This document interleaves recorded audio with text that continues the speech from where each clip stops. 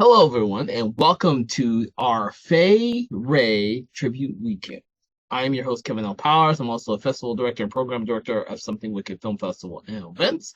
And welcome to this special tribute weekend in which we are focusing on the amazing Fay Wray. Most of you may recognize her from the film King Kong, but one of my favorite films is The Old Dark House. So doing this tribute weekend is going to allow me to see some of the other films that she has been in that I may not have seen. If this is your first time for our tribute weekends, what I do is I set up a screening in which all of you get to watch these classic actors, actresses, filmmakers, a collection of their films. This weekend being a tribute to Fay Wray. But some of the other weekends we've done have focused on Boris Karloff, Edward D. Wood Jr., Barbara Steele, and several others. This weekend, we're going to focus on some of the lesser known movies starring Fay Wray, especially for those who like classic films or may have only known her for King Kong. So I hope that you will enjoy this selection of films that we put together. Now, if you are not watching this when we actually do the live screening, you will be able to get to watch this online, in which you get to watch the film either through our YouTube page or our Vimeo page. So if you are unable to see all of our videos on our YouTube page, make sure to check us out on our Vimeo page at Something Wicked Film Festival, and you'll be able to watch all of the videos that are associated with this weekend. That being said, this is a film I have not seen a whole lot. Or actually, I have not seen this film at all. Some of the films that we are screening, may never have seen the films. So this allows me the opportunity to see them along with you.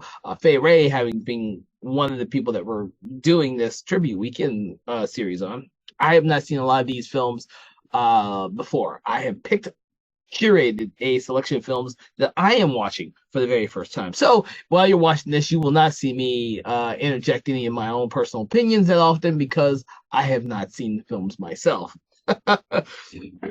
Some of them I have, and you will get to enjoy them. And I might have something to say about the films during the film, but for the most part, I like to allow you, and that's the whole scheme of our tribute weekends is to allow you to watch the film either for the very first time or enjoy the film again if you've only seen it once or twice beforehand. I won't interject any of my opinions nearly as much because I want you to enjoy the film as it is originally presented, and I'm going to enjoy it with you. If you would like to hear my commentary on the films, those are other shows that we produce here at Something Wicked Entertainment. You can check those out as well. That being said, also check out our podcast, Something with Conversations in Horror, as well as our Patreon only podcast, which is Conversations in Full Color. That being said, I hope you're enjoying this weekend. I hope you enjoy the film. And I hope you enjoy what we do here with Something Wicked Entertainment and our tribute weekends. If you do enjoy, please make sure to drop us a line. Let us know some of the other classic filmmakers that you'd like to see us highlight. Also, make sure to tell us what you think about what we're doing here. This is designed to be something to just kind of highlight some of these older actors, actresses, and filmmakers who may have been forgotten over time or newer generations are not familiar with. So we want to educate them and provide them with the means to watch some of these great films all in one big setting. So with that, we're gonna get started with this film. And be on the lookout for the amazing Fay Wray. We hope you enjoyed it, and I'll have more to say after the film.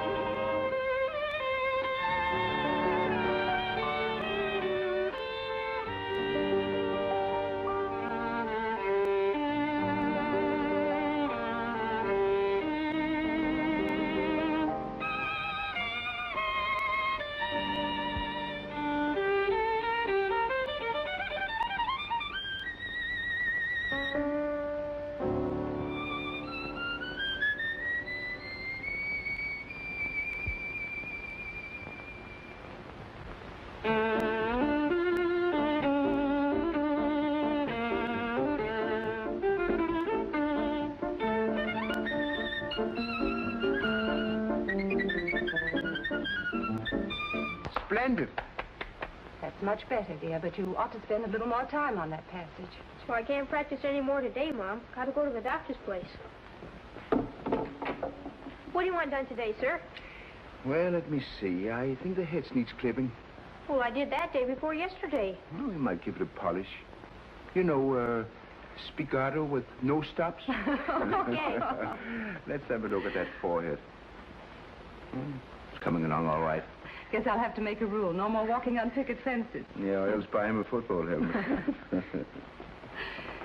You certainly work hard thinking up things for him to do. Happy birthday, Mary. Thank you. Oh, you angel. More Pirelli records. Oh, Well, he seems to be your pet conductor. he's the best in the world, I think. Let's play them, shall we? Sure.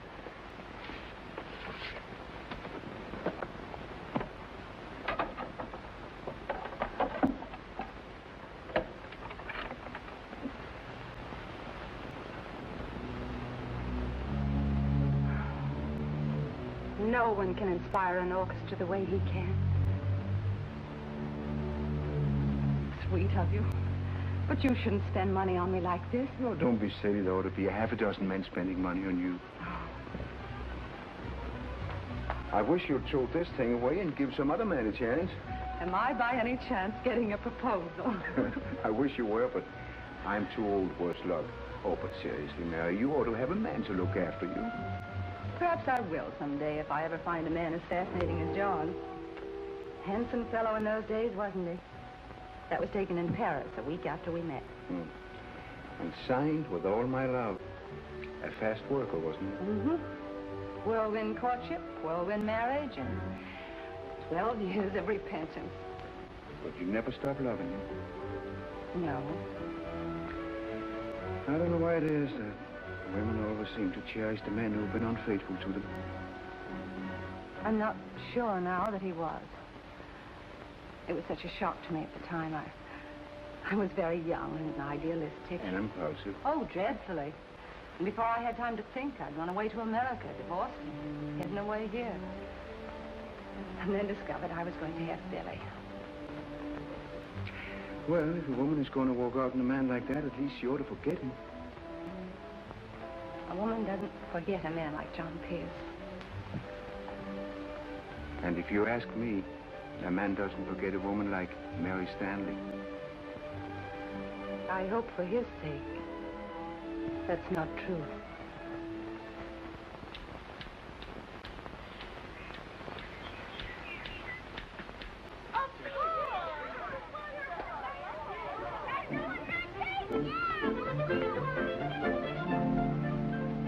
Look out! You're flooding it. All right, you know so much, you started. Not me. He's afraid he'll get his hands dirty. I am not. Oh, yeah? I'll tell my mother on you. Clarence is a snitcher. Clarence is a snitcher. Hi, Billy. Hello. My plane won't go. Come on and fix it. Can't. Gotta work. All right. Then I'll let Red fix it. Go ahead. See if I care. It's not getting a gas. Sounds like the condenser to me. Retard the spark. That's just the point. Maybe you got a loose ground connection. Look at the ground. It ain't the ground. I guess Billy knows. Sure, Billy knows everything.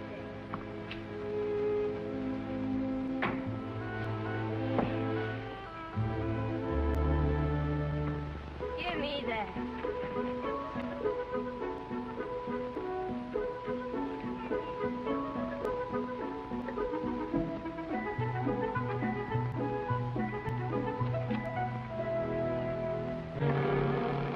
I told you it was a ground connection. You see?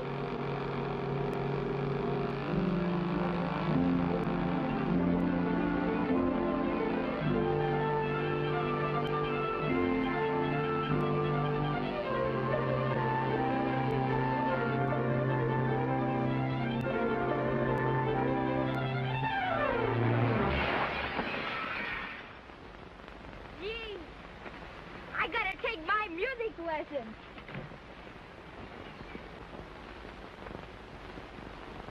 I see you, Billy Stanley. You come right here this very minute. Gee whiz. No, I'm going. You're not either. It was my plane. Yeah, but I flew it. I don't care. I asked you to. You do what I say or I'll never fix your old plane again.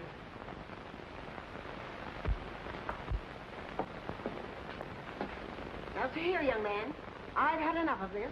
Yes, sir. That's the fourth window that's been broken this summer, and it's got to stop. Do you understand? Yes, sir. Well, what's all the shooting for this time? I just broke a window with this. Yes, and this time he's got to pay for it. I thought you were clipping the hedge.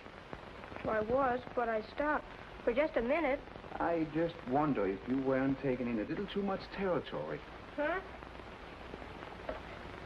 Now, if you put the rudder a little more to the left, wouldn't it fly in a tighter circle and land right back on the field?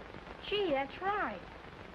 I don't like to interrupt your scientific observations, Doctor, but who's going to pay for the window? Oh, yes, yeah. That's right. Let me see, one pane of glass. That's about 5 cents, isn't it? 20 cents? As much as that?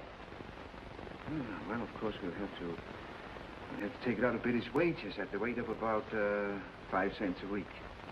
Oh, by the way, it's payday, isn't it? Yes, sir. Oh. I've only got a quarter. Afraid I can't make change. We'll start the deductions next week. I can make the change, Doctor. Here's a couple of dimes. You'd only get a nickel if I had my way. I guess you'll remember by that left rudder the next time. I sure will.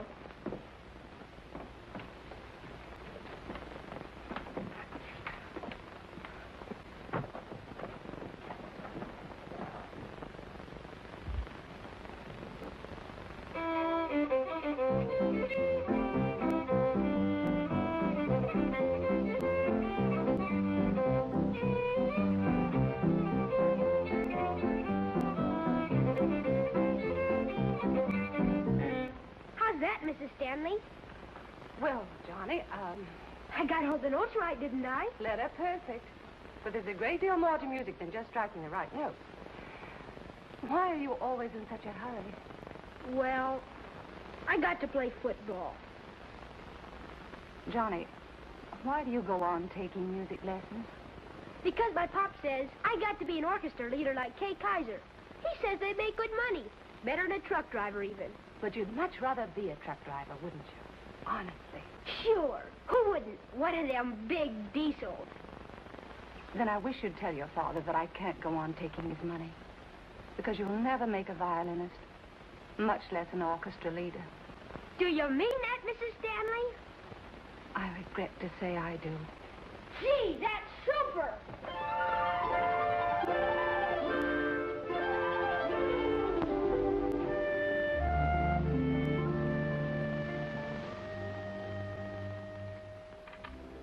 Sorry, Mom. 5-cent shy today. Meaning one soda. No, busted window. Mrs. Hastings made him dot me that much a week. Well, I don't suppose that'll break it. Though every nickel counts just now. I know. Say, Mom, why can't I get a job in a dance orchestra someplace? Well, I might earn as much as $15 a week. We're aiming much higher than that, darling. Billy, dear, I believe you can become a really fine concert artist. Me? A concert artist? Yes. But first I have to get you to Chicago or Cleveland or New York for an audition. And that takes money. New York? Just wait till I tell Nancy. I'll bet she'll mind me now. I doubt it. But it means hard work this summer, Billy. At least 8 hours practice a day. Yeah, I suppose so. Life can sure be tough, can't it, Mom? You bet it can. But it can be splendid, too, with something like this to live for. That was Mrs. Mitchell. Clarence has got another sore throat. Really? She said you must fix him up so he can go to Mrs. Higby's musical this afternoon. Is that today? Fourth Sunday in the month. And you needn't look like that. You can't get out of going. Why do I have to listen to her pupils? Because you brought them all into the world, and their fathers and mothers expect it. I'm supposed to do. And you got to see Mrs. Bailey. She says her feet are bad again. Sometimes I wish they'd taken up plumbing. Don't know you'd have any more fun mending bathrooms. Here. Better take these along. Looks like rain.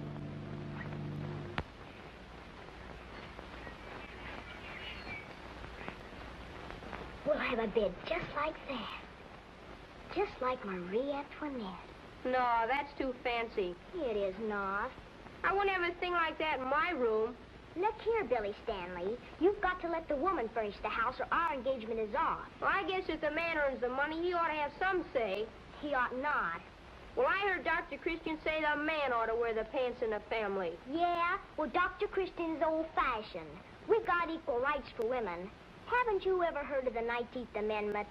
Oh, give me the funnies. I want to see how Dick Tracy gets out of that concrete mixer. Nancy, darling. Yes, Mother. Oh, hello, Billy. Oh, Nancy, darling, Mother wants you to get the music out of the secretary and be sure to keep it in the right order. Say, Mom, why don't you ever let Billy play any of these Sunday things of yours? Well, it isn't that, well, it's just that you're such a very little girl, you wouldn't understand.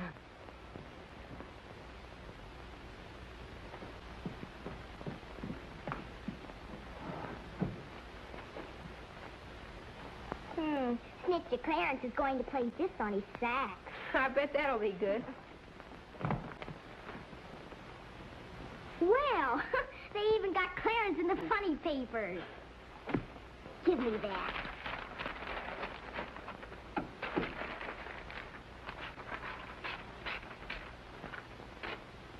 Oh, I'm so glad that you could come this afternoon. We wouldn't have missed it for anything. It's just lovely. And you, my dears, I'm so happy to see you.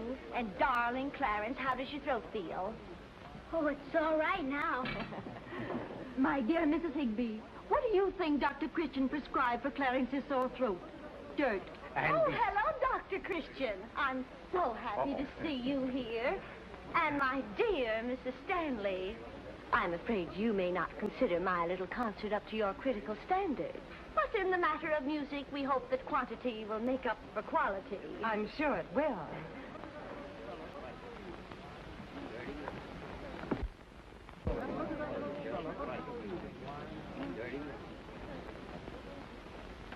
I am so glad to see you all here this afternoon. And I am so happy to think that perhaps these monthly recitals add at least a little to the cultural tone of our city. And now, we will open the program this afternoon with a violin solo by my newest pupil, and one whom I am sure you will agree with me shows great promise, Johnny Bates.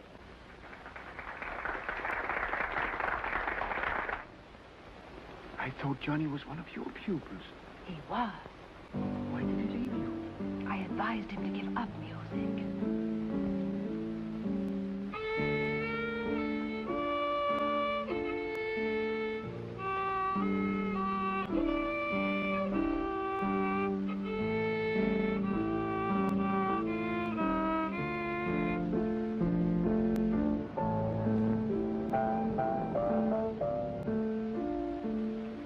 Maybe you were right.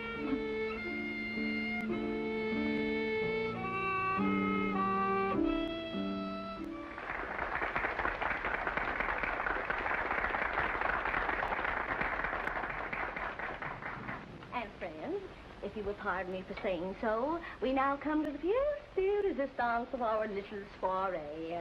A saxophone solo by darling little Clarence Mitchell.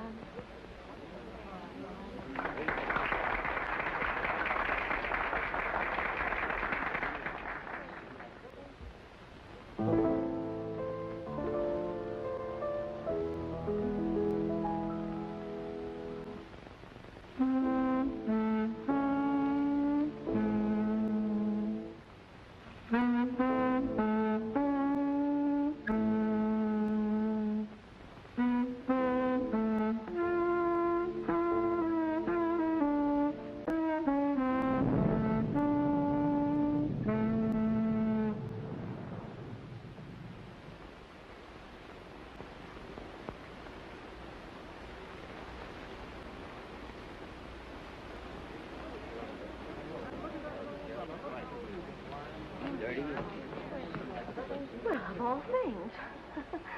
A little unfortunate circumstance has arisen, but we shall continue. We'll just skip that part, darling, and pick it up from the top of the next page.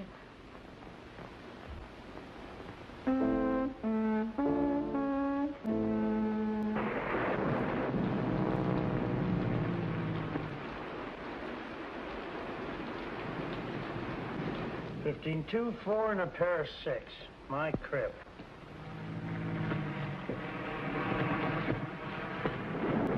Somebody in trouble? Sounds like it.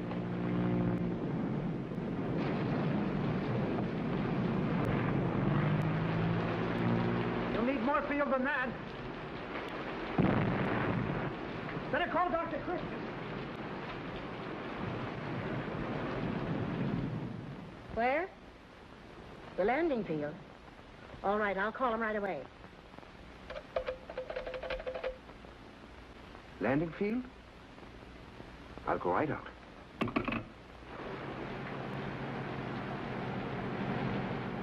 This is Dr. Christian. How do you do? The patient's a very important man. Are you competent? Well, I've had considerable experience. Good. I must get the maestro to Chicago as quickly as possible. There's an important contract. Maestro. The great Antoine Pirelli, sir. Antoine Pirelli? Well, we can't have anything happen to him. He's our favorite conductor here, boss. I don't think I'm badly hurt, Doctor. Just shaken up a bit.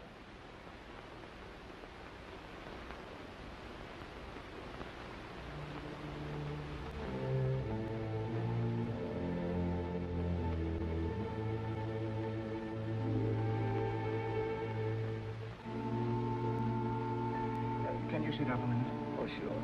All right. Thank you. What's the answer, Doctor? I'm all right, Mickey. Arrange for accommodations on the next train. I'm afraid you'll have to postpone the trip. What's on your mind, Doctor?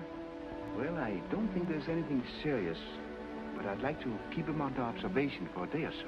Possible. We must get on to Chicago. I'm quite well enough to travel. Oh. You better sit down. Hey. But, Maestro, the doctor is right. You are hurt. Quite badly, I think. Think of the headlines I shall get in every paper in the country. Worth thousands to us. Flying Maestro crashes. Is there a decent hotel, Doctor? We think so. Good. We'll take the largest suite. There'll be flowers all over the place and nurses. And the newsreel cameramen will come and find the Maestro with a beautiful bandage on his head. There'll be at least one nurse. River's End 7-9. And, Doctor, about that nurse, please. One who photographs well. No old battle axes. I think you'll find her quite satisfactory. Hello, Mary. Give me a hand, will you? Sure. But, Doctor, isn't Judy available? Well, Judy is still on her vacation, and Stella Carson only leaves in the daytime. Mm-hmm. You'd better come right to the hotel. Goodbye.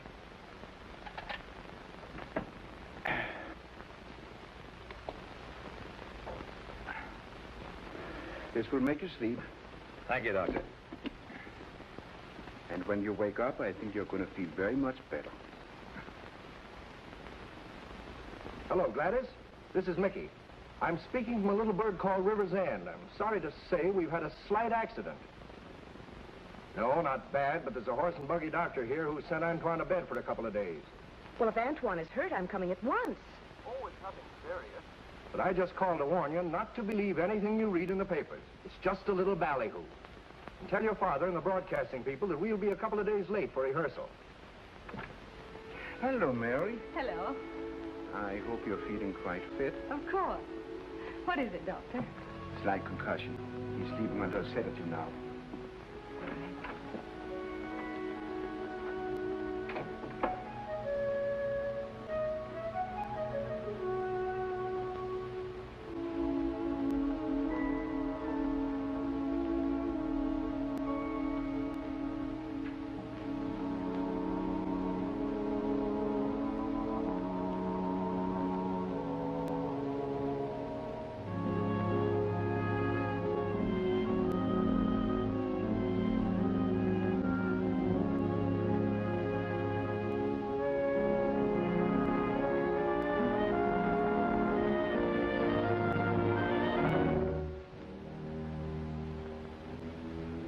I know you meant it kindly, but I can't take this case, Doctor.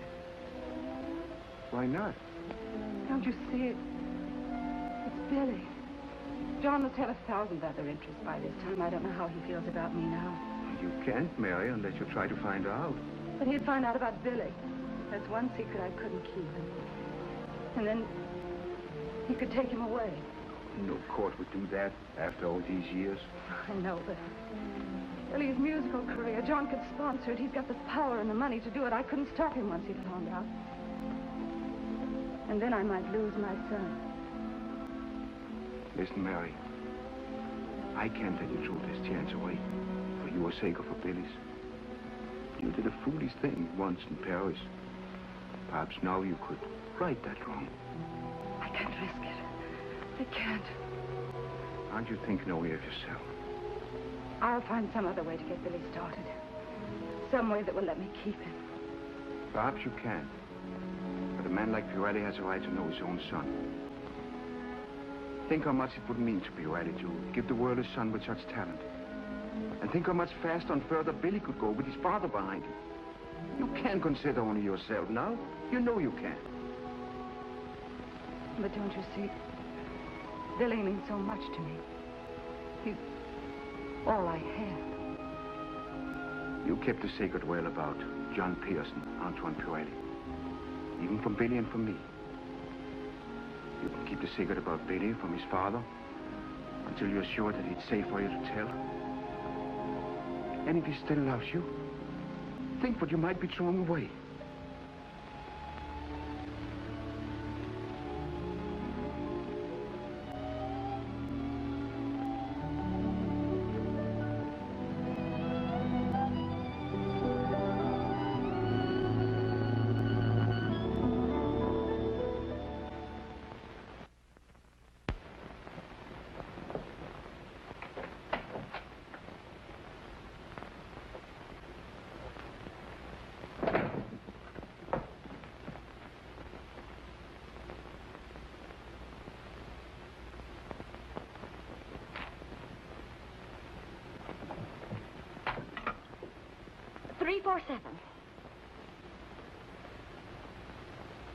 Mrs. Bates, have Johnny get up, put on a Sunday suit, and come to me at once. With his violin.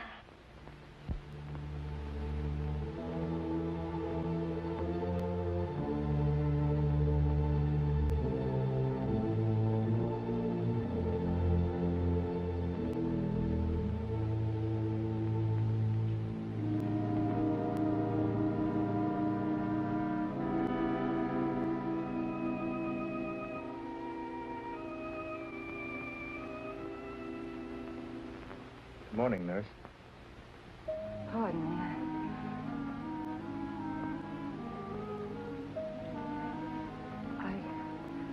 I must have fallen asleep. I beg your pardon. I'm the one that's been asleep. When did you come in? I've been here all night. I must speak to that doctor. His sedatives are much too effective. Would you open that blind little for me, please?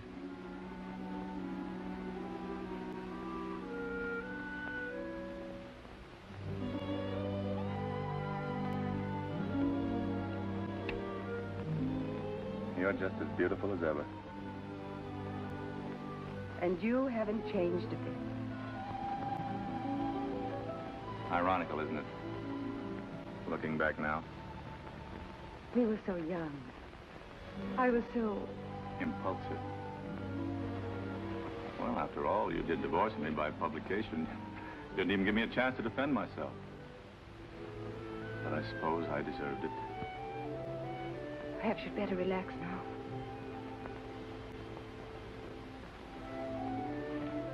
How have you been getting on, Mary? As well as could be expected. I have my work, and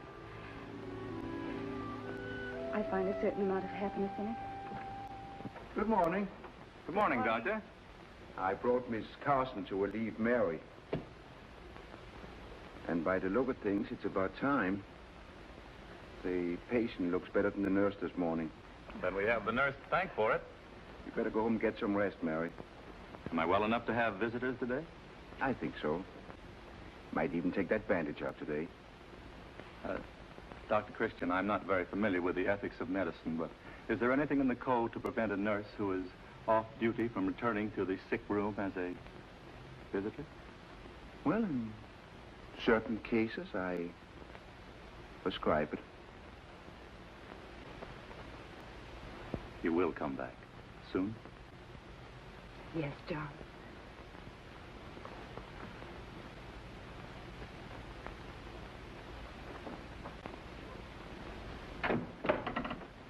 Did you tell him? No, not yet. Why not? I'm not sure in my own mind yet. Oh, now listen, Mary, it's about time you told him, don't you think so? Mr. DeLancer will be down in just a moment, Mrs. Higby. Thank you. Come along, children. Get out your instruments. Hurry along. Hurry along. Sarah? I'd like to see Mr. Pirelli, please. I'm sorry, I can't disturb Mr. Pirelli. Why, Miss Martin. Mrs. Higby, you came all the way from Center City. Why not? I have just as much right. I think not. After all, Mr. Pirelli fell in River's End.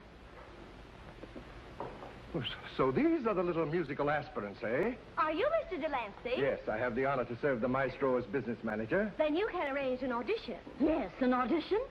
I have several pupils of exceptional promise. So have I. Well, ladies, I'm sure your little charges are talented, but unfortunately, the maestro has had to make a rule. He cannot give auditions. Oh, but surely just this once. Yes, just this once. I'm sorry, ladies. The rule is never broken. Good day. Well, we'll just have to go back home again, children. Yes, I suppose there's nothing else to do. Come on.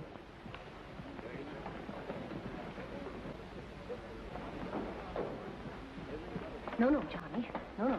But I thought you said we were going home. We are not going home. Follow me, children.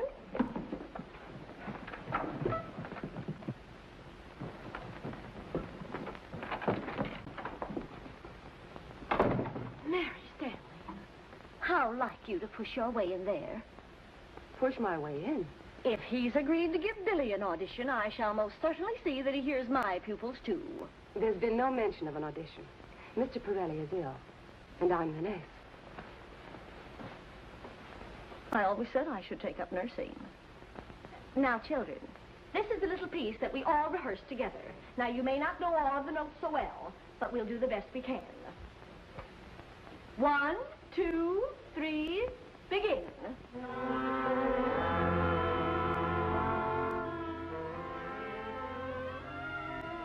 For pity's sake, what's that? Sounds to me like Mrs. Higby. Who? Our local musical impresario. I understand, Doctor. That is what the Hepcats call a clam bake. I'll try to stop it. No violence, Doctor. Just give him one of your sleeping pills.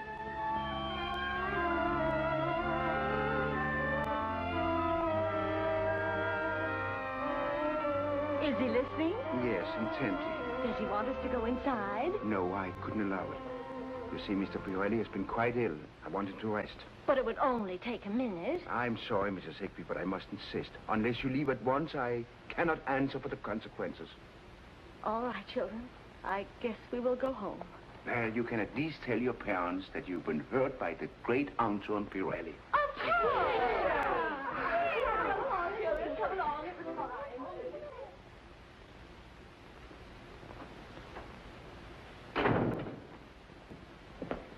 Gee, Mom, what's going on around here this morning? Why, dear? Oh, you look sort of all shined up. This may be a great day for us, Billy, darling. Yeah? How? I'm going to take you to the hotel with me. And maybe, I'm not quite certain, Antoine Pirelli will hear you play. Well, I thought we'd get a trip to Chicago or New York for an audition. But this is Antoine Pirelli. You should be thrilled. Sure, I'm thrilled, all right. I guess you are, too. Maybe that's why you're happy and sort of beautiful. Maybe before long, you'll know why I'm all shined up today.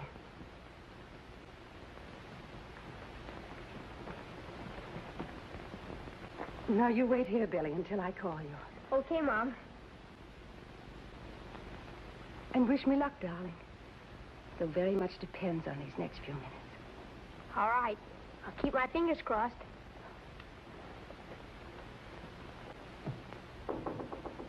Come in.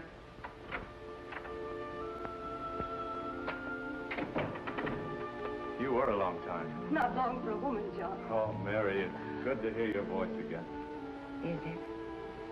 To think after searching all over the world for you. The doctor gives me a sleeping pill and I wake up and there you are, sitting beside me.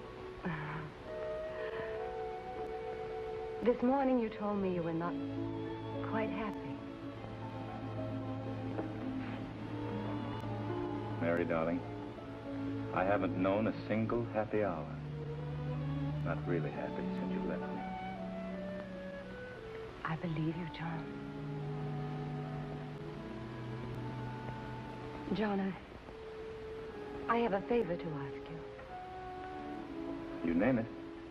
I have a very talented pupil. Pupil? Yes, with a touch of your genius. I'd like you to hear him play. Oh, of course, but... Well, let's not talk of pupils and prodigies. We have ourselves to talk about. What? He's downstairs right now. I'm Gladys McClellan, and I telephoned you for a reservation. Yes, Miss McClellan. You have Sweet Pea right across from Mr. Pirelli. Thank you. Well, I must. But I warn you, I'm only doing it to humor you. And after that...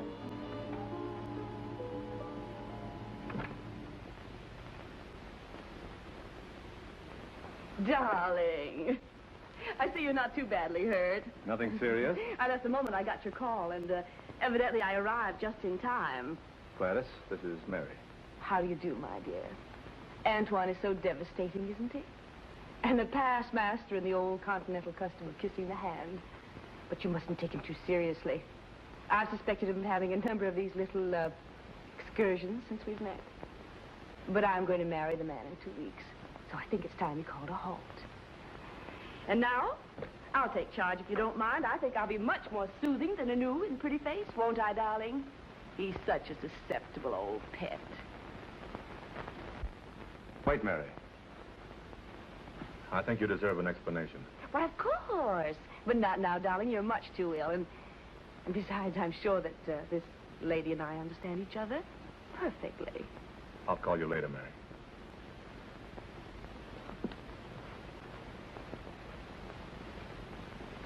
Now, really, Antoine, I've always suspected I couldn't trust you out of my sight. But to flirt like this with a little country girl. That little country girl, as you call her, is the woman I married in Paris 12 years ago.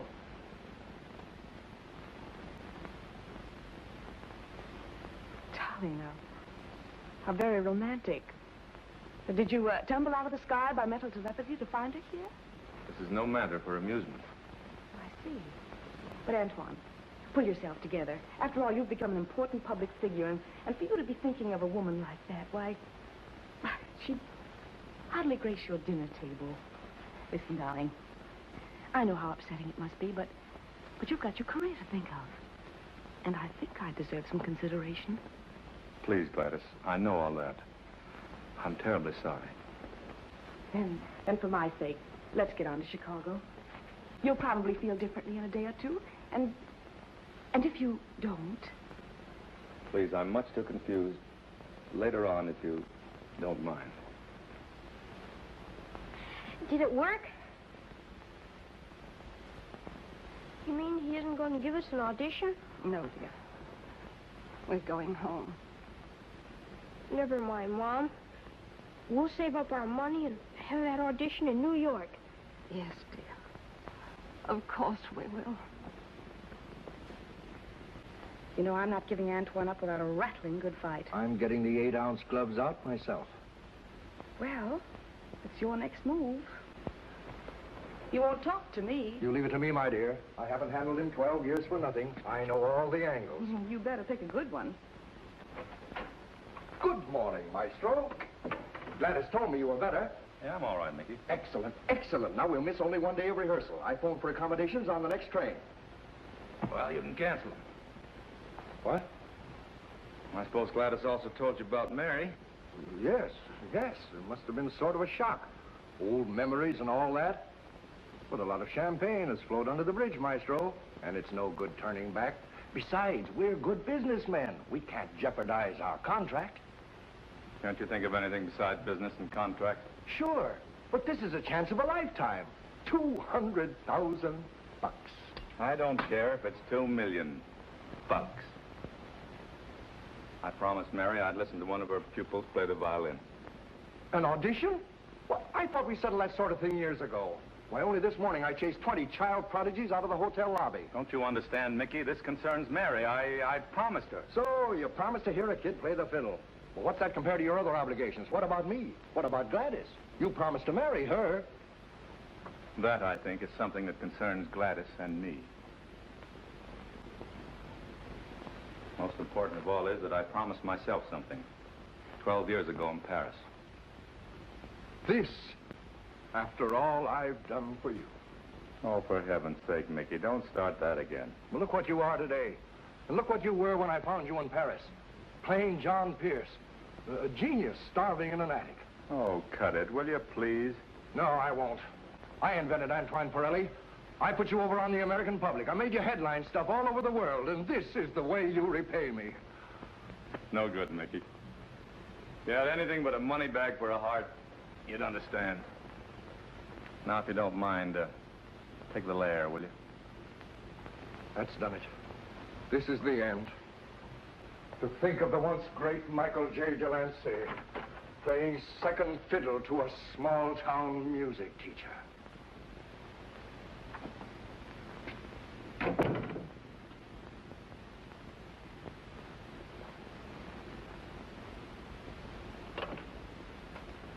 Send up a double brandy, quick.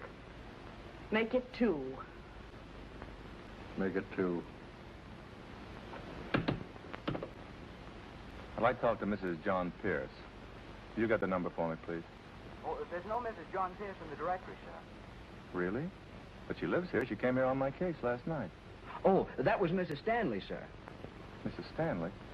Are you sure? Yes, sir. She nurses for Dr. Christian. Well, get her for me, please. Yes, sir.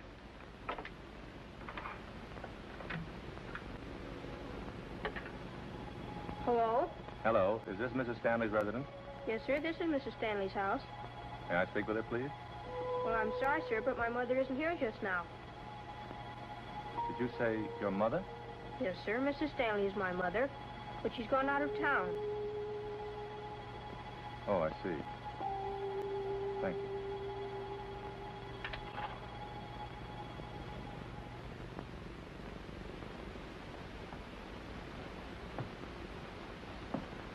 Hello, Doctor. Hello, Bailey. What are you doing around here? Did you forget that this is your day off? No. I just thought... Well, Mother went out of town for a few days. Out of town? Why? I don't know. We went to the hotel for an audition, and pretty soon Mother came down looking awful sick, and we went home. Well, didn't she give an explanation? No. She just cried like anything, and said she had to go away. Well, you'd better stay here, Bailey, until she returns. Run along upstairs. Take the spare room. Thanks. It's all in the papers, Doctor.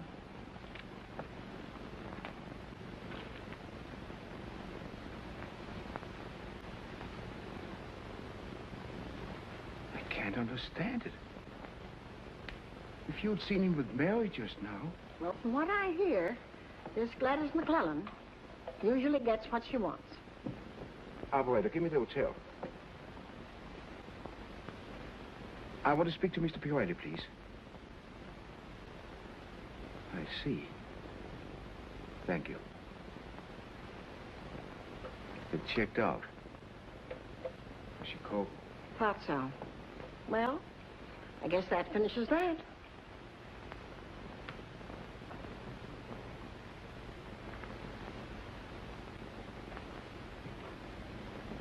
Those are mighty good pancakes, Mrs. Hastings. There you are, Doctor. Another of your medical theories shot full of holes. Who says the human stomach only holds 1 quart? Well, when a fella gets a free meal, he ought to make the most of it.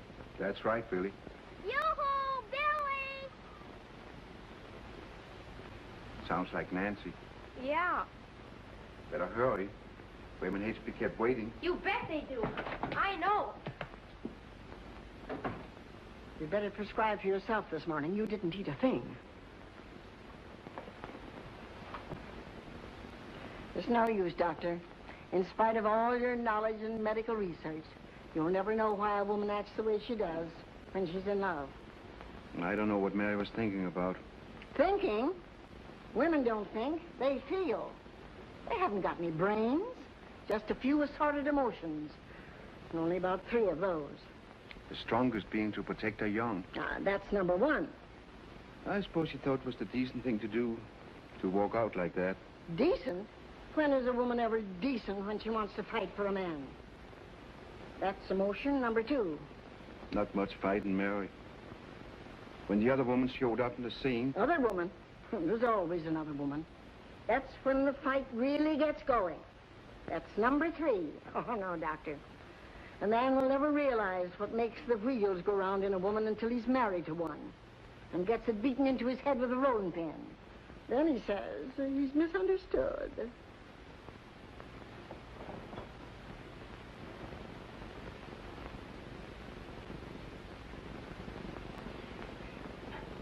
A boy like that has the right to know his own father.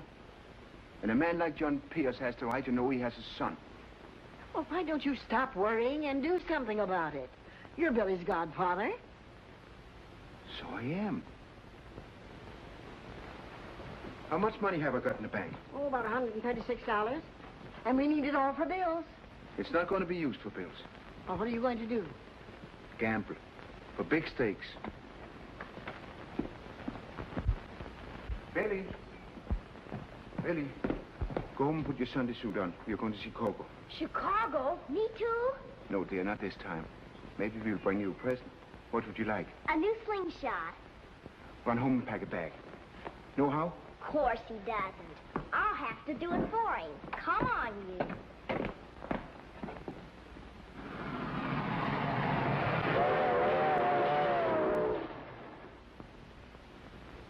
Northern Broadcasting Company. Operator?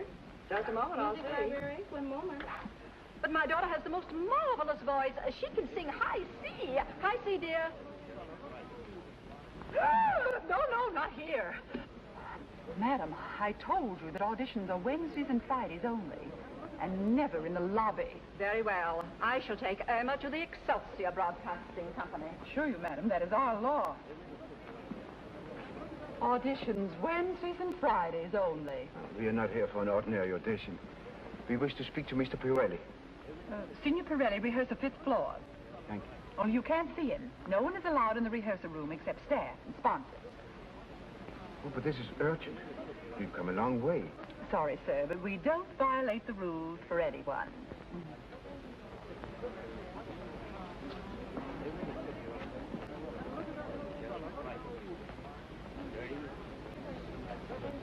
And a pass is required for all elevators.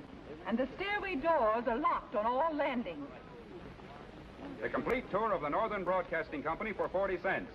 Get your tickets, folks. See how radio works for only 40 cents. See the world's greatest and newest phenomenon, television. I think you will be pleased with the orchestra, Signor Pirelli. We've spared no expense in assembling the best men. Have you any orders to give before we start the rehearsal? Oh, I beg your pardon. You'll have to speak louder, Mr. Simpson. Antoine is here only in the flesh today. His mind is far, far away. I asked if you had any orders, sir. No, none. This is the Master Control Board. The sounds of any program emanating from this company are mixed in the monitor room of the studio, communicated to this board, and cleared here. The program travels from here by wire to the broadcasting towers, where it is released to the world.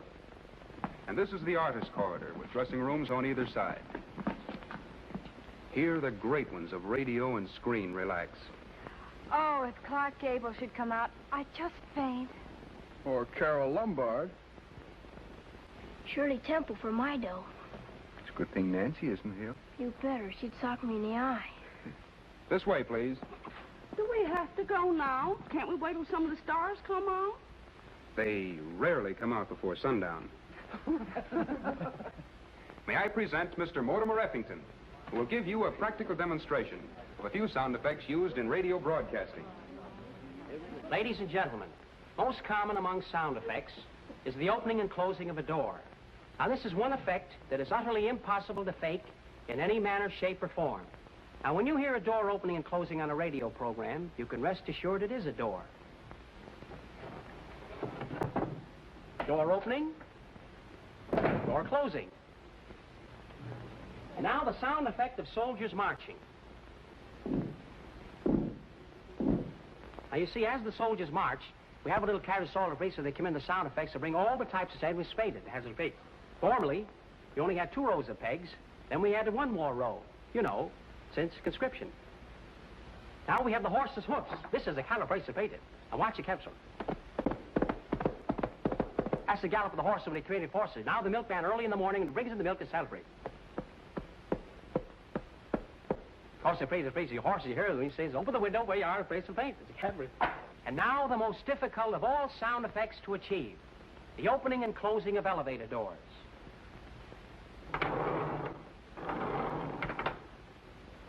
Oh, that's only a roller skate. What are the wild waves saying? Storm at sea.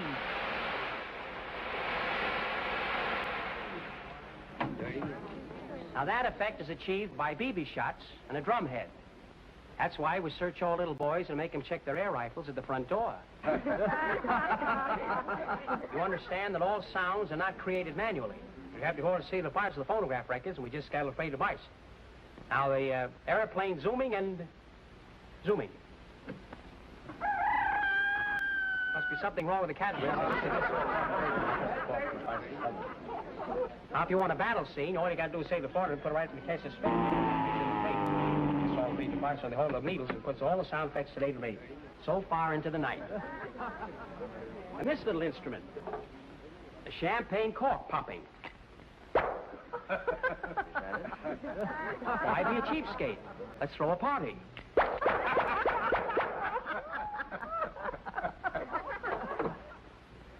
Now, have I made myself perfectly clear? Please, I'd like to know how you simulate the sound. Oh, of course. You see, as we take the little horse's spade and we go through the sound of the microphone, we don't have any little separatus.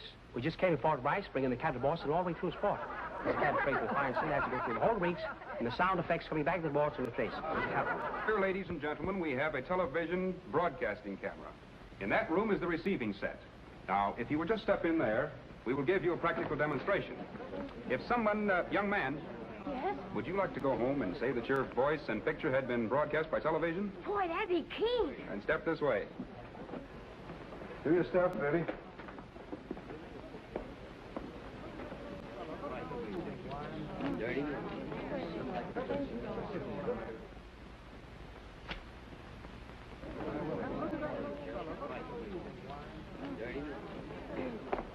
Well, I don't know what to say, but I'm mighty glad to be here. Isn't that wonderful? Yes.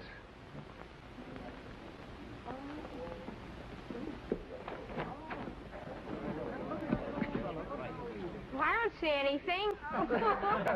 It's pretty hard to see yourself on television, unless you could be in 2 places at once. Oh, I have to be twins, wouldn't I? The announcer will merely say, Mr. McClellan of the famous McClellan Products takes pleasure in presenting Senior Antoine Pirelli and his orchestra. Do you follow me, Mr. Pirelli? I doubt it. Oh, yes, I follow. I'm sorry to be so abstracted today. Well, well, welcome home from River's End.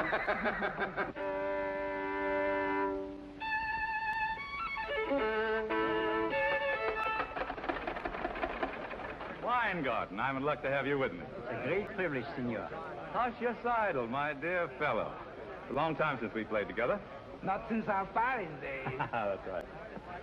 All right, gentlemen. We'll start with the letter B, second movement. On your left, we have Studio I, where rehearsals are now in progress for the McClellan Symphony Hour. Antoine Pirelli conducting. Here is a room for the relaxation of the personnel of the broadcasting company. Down this way, we have the publicity department, where the stories of the stars are sent out to the press. What are we playing, Doctor? Cops and robbers? Listen, Eddie, for the next few minutes, you must do exactly as I say, and not ask any questions. Understand? Yes, sir.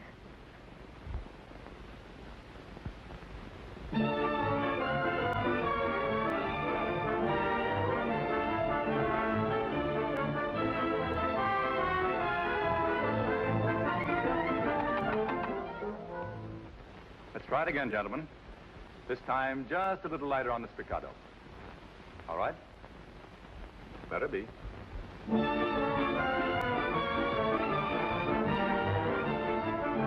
know that. Sure. Take out your violin.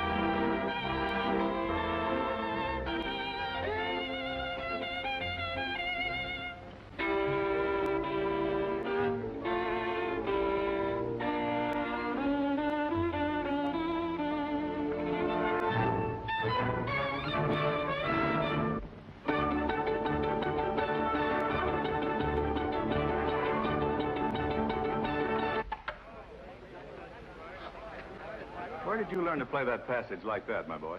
My mother taught me, sir. Your mother? Dr. Christian, who is this boy?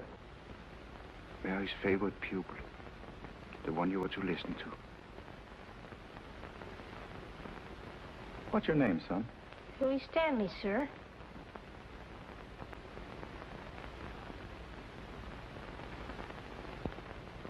That's what he's called in Riversend. But his real name is William Pierce. William Pierce?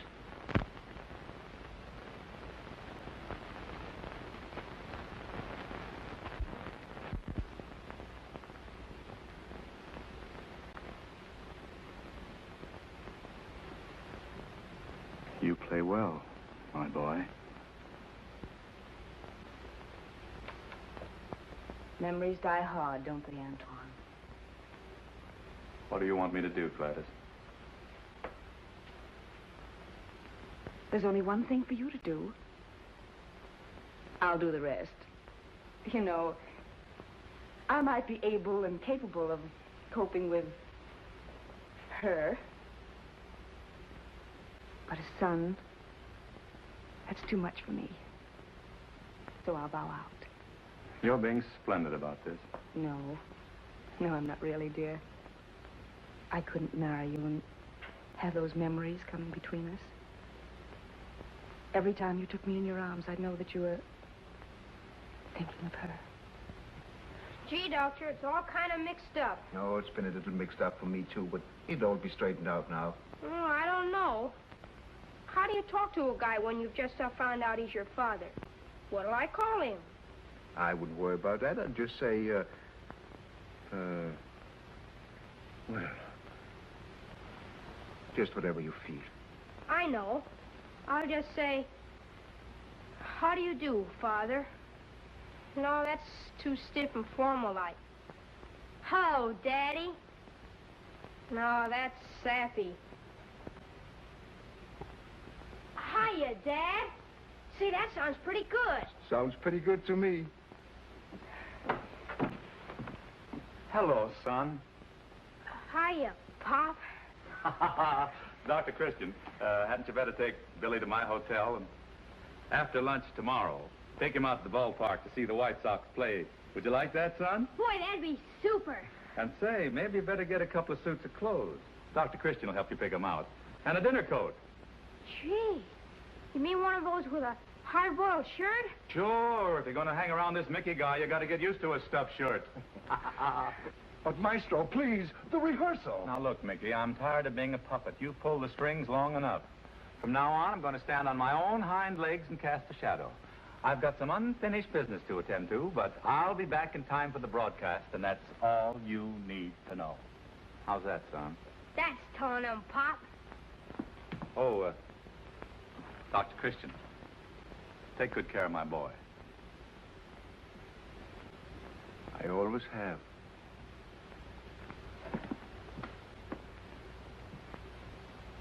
The McClelland Company presents tonight the first in a series of symphonic broadcasts conducted by Antoine Pirelli. Our guest soloist is a boy violinist making his debut in radio, Antoine Pirelli, Jr.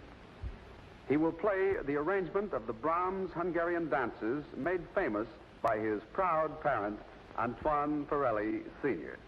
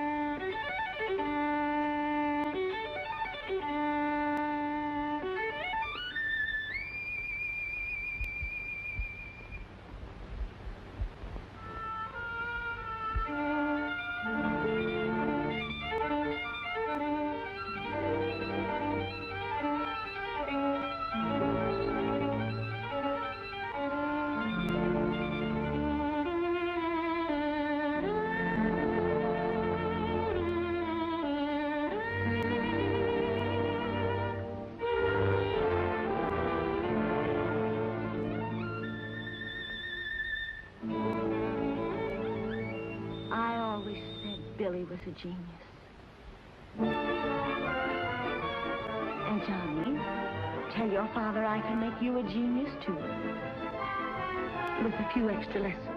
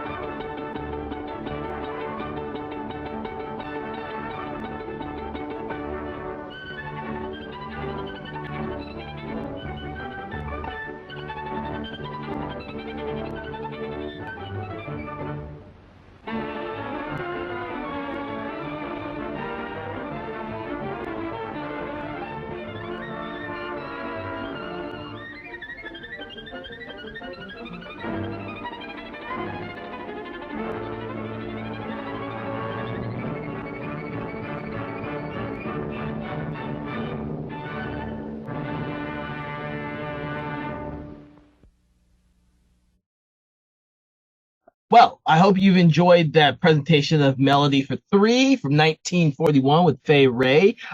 This has been a great experience doing this presentation since it is so far removed from some of the other films that we have been screening. So we hope that you've enjoyed this one, and we hope that you will seek out some of the other films that Fay Wray has both been in and the films that we have been screening over this weekend. That being said, I hope you check out some of the other tribute weekends that we have on our website and our Vimeo and YouTube pages. Also, remember to check out our podcast, Conversations in Horror, which is readily available on most any one of your podcast streaming apps and or on our Lisbon site. And check out our other Patreon-only supporter sponsored podcast, Conversations in 4Color, which is about reviews of graphic novels, comic books, and manga. With that, I want to thank you for joining us with this Fay Wray Tribute Weekend. Make sure to check out some of the other films this weekend, and let's get on for the next film, okay? Have a good day.